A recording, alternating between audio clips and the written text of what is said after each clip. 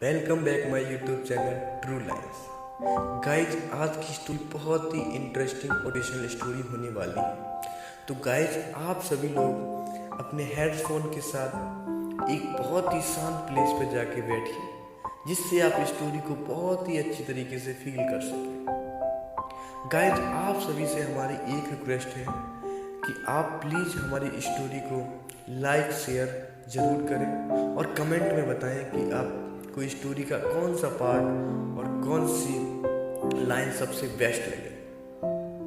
और गाइस, हमारे चैनल को भी सब्सक्राइब करना। तो गाइस, बिना किसी समय को व्यर्थ करते हुए अब हम स्टोरी को करते हैं शुरू। तो गाइस, आज की स्टोरी का टॉपिक होने वाला है एक बहुत ही गरीब लड़का और भगवान बुद्ध। तो चलिए स्टोरी को करते हैं शुरू। एक इतना गरीब लड़का कि वह हर रोज खाने के लिए भटकता था और कहीं ना कहीं से खाना इकट्ठा करता था, पर हर रोज उसका खाना गायब हो जाता था। एक दिन उसे पता चलता है कि एक चूहा उसका खाना चुराता है। तो उसने उस चूहे को पकड़ा और उससे पूछा कि तुझे पता है मैं इतना गरीब हूँ, फिर भी तू मेरा खाना क्यों चुराता है? अगर तुझे तो किसी अमीर का क्यों नहीं चुराता? तो वह चूहा बोला कि तेरी किस्मत में कुछ ही चीजें लिखी हैं और वही मिलेंगी। भले तू कितनी ही कोशिश कर ले, भले तू कितना भी इकट्ठा कर ले, उसे अपने पास नहीं रख सकता। यह जानकर लड़का बहुत दुखी हुआ कि ऐसा कैसे हो सकता है। तो चूहे ने कहा कि तुझे अगर अपने किस्मत के बारे में जानना है तो भगवान बुद्ध के पास जाना पड़ेगा। वही तुझे बता सकते हैं कि तेरी किस्मत में क्या लिखा है। इसीलिए वह लड़का भगवान बुद्ध से मिलने के लिए निकल पड़ा। चलते चलते बहुत रात हो गई। इसीलिए रास्ते में उसने एक हवेली को देखा और उस घरवाले से एक रात रहने के लिए इजाज़त मांगी। उसे इजाज़त भी मिल गई। हवेली वाले ने उसे पूछा कि वो इतनी रात को कहाँ जा रहा है। तो उसने कहा कि मैं भगवान बुद्ध के पास जा रहा हूँ अपनी किस्मत के बारे में पूछने के लिए। तो हवेली वाले ने कहा कि तुम भगवान बुद्ध से हमारा सवाल भी पूछोगे? हमारी एक 16 साल की लड़की है जो बोल नहीं सकती, तो क्या करें जिससे कि इसकी आवाज़ आ जाए? उस लड़की ने कहा जरूर पूछूंगा आपका यह सवाल। और उसने उनको धन्यवाद कहा और सुबह वहाँ से निकल पड़ा। आगे रास्ते में बहुत बड़े बड़े बर्फ के पहाड़ थे। वह बड़ी मुश्किल से पहाड़ पर चढ़ा। उसे वहाँ एक जादूगर मिला। उसने उस लड़के से पूछा कि वह कहाँ जा रहा है। तो उसने कहा कि मैं भगवान बुद्ध के पास जा रहा हूँ अपनी किस्मत के बारे में पूछने के लिए। तो जादूगर ने कहा कि क्या तुम भगवान बुद्ध से हमारा यह सवाल पूछोगे?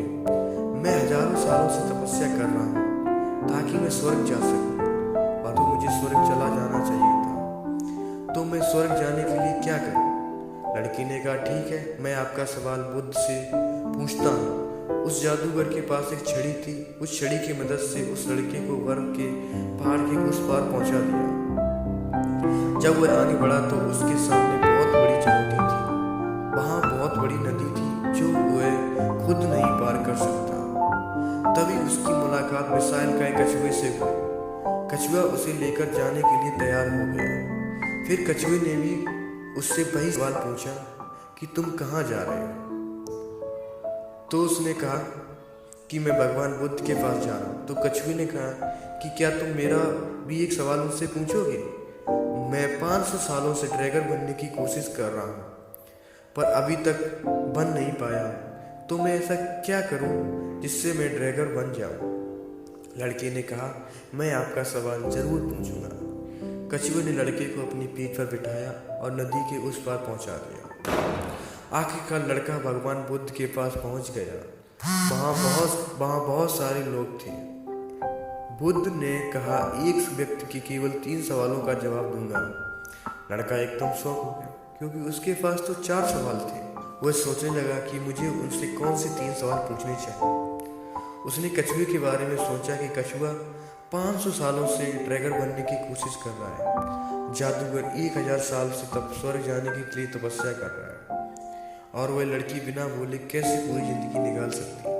फिर खुद के बारे में सोचता है कि मैं तो सिर्फ गरीब हूँ, मैं तो अब मांग कर भी अपनी ज़िंदगी का गुजारा कर सकता हूँ, पर कछुआ, जादूगर और लड़की की परेशानियाँ तो मेरी परेशानियों से बहुत बड़ी हैं। तो लड़के ने उनके 3 बुद्ध से पूछे। बुद्ध ने जवाब दिया कि कछुआ 500 सालों से ड्रैगन बनने की कोशिश कर रहा है, पर अपने कवच को छोड़ने के लिए तैयार नहीं। जब तक वह कवच को नहीं छोड़ेगा तब तक वह ड्रैगन नहीं बनेगा। वही जादूगर जब तक अपनी छड़ी नहीं छोड़ेगा तब तक वह स्वर्ग नहीं जा पाएगा।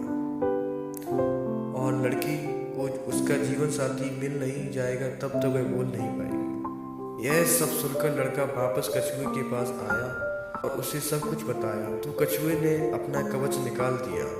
जैसे ही कवच निकाला उसे कीमती मोती निकले। वह मोती कछुए ने लड़के को दे दिए और ड्रैगन बन गया।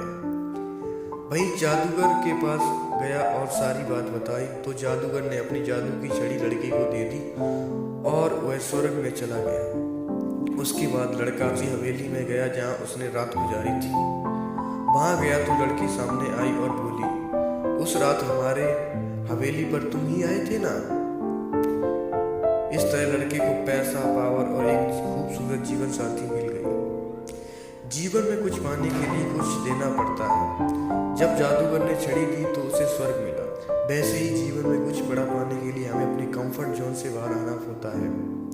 पानी का जहाज सबसे ज़्यादा किनारे पर ही होता है, पर जहाज किनारे के लिए नहीं बना है। वह बीच समुद्र में लहरों को चीरता हुआ आगे बढ़ने के लिए बना है। इसीलिए जीवन में कुछ बड़ा करने के लिए रिस्क तो लेना ही पड़ेगा। और अगर आपको लगता है कि आपके जीवन में बहुत सारी प्रॉब्लम्स हैं, तो जरा एक नज़र डालिए उन लोगों पर जिनके पास रहने के लिए घर नहीं है, खाने को रोटी नहीं है, कोई देख नहीं सकता, कोई चल नहीं सकता, तो कोई बोल नहीं सकता। क्या आपकी प्रॉब्लम उन प्रॉब्लम से बड़ी है? सो गाइस, प्लीज़ इस पे विचार कीजिए और अपने कंफर्ट जोन से बाहर निकलिए। इसी के साथ इस खूबसूरत स्टोरी का होता है एंड। गाइस, आपको स्टोरी कैसी लगी कमेंट में ज़रूर बताना। और so guys, stay positive and be happy.